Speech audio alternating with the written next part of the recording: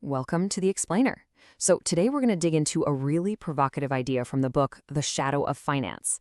And it's an idea that honestly challenges us to rethink the entire nature of our financial system, especially its relationship with a force we all know pretty well, and that's greed.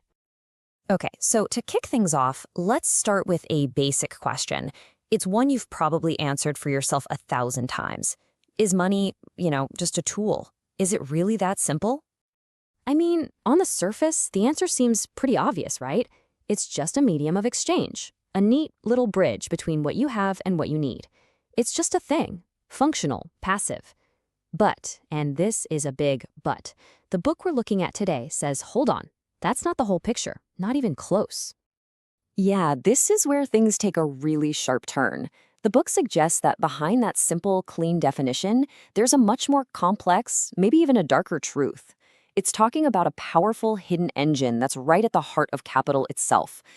All the accumulated wealth and assets that are supposed to be powering our economy. And wow, this gets right to the absolute core of the argument. It just completely flips our whole initial idea on its head. The claim here isn't that some people in the system are greedy. No, it's that the system itself is built on greed. It's not a bug, it's not a glitch we can patch. It is the operating system. So what does that even mean, systemic greed? Let's break it down. We're not talking about, some individual person wanting a bigger house or a faster car. That's personal greed. This is about an impersonal, structural drive for profit and growth. It's the system's main goal, and this is the key part. It operates completely separate from whether the people inside it are good, bad, or indifferent.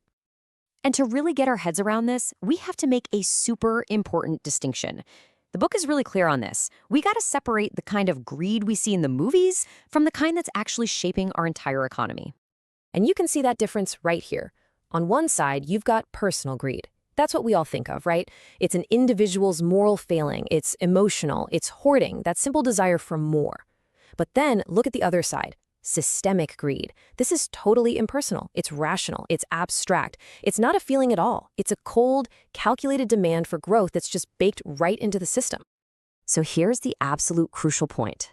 The whole system is built around a logic that has nothing to do with morality. Think of it like a machine with just one single directive. It never stops to ask, is this growth good, or what's the social cost? Nope. Its one and only question is more growth possible? And if the answer is yes, then the internal logic says you have to do it. Okay, so how does this actually play out in the real world? Well, the book lays out a pretty simple 3-step formula. Step 1, maximize your revenue and do it aggressively. Step 2, minimize your costs ruthlessly.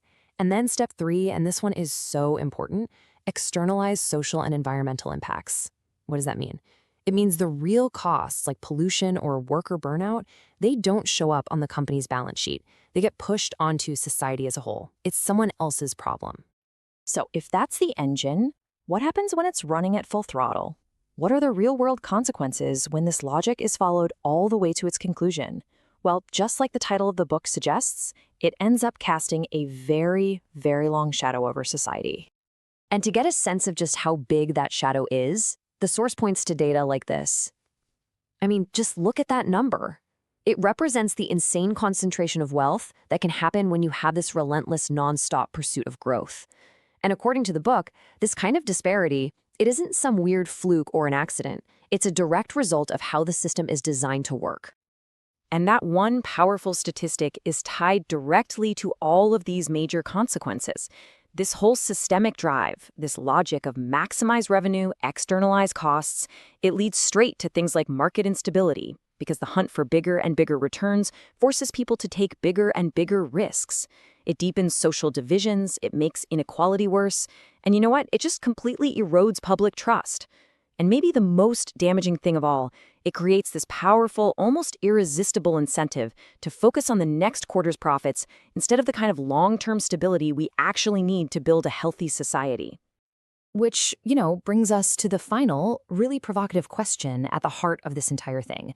It really challenges us to look past all the numbers and the mechanics and to think about the ultimate purpose.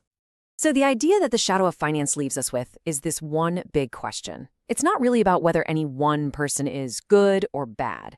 It's about direction. It's about control. Because if the financial system is this incredibly powerful vehicle and its engine is just this relentless impersonal drive for more, well then who's holding the map? Who's actually steering this thing? And where are we all going? Now that is a question worth thinking about.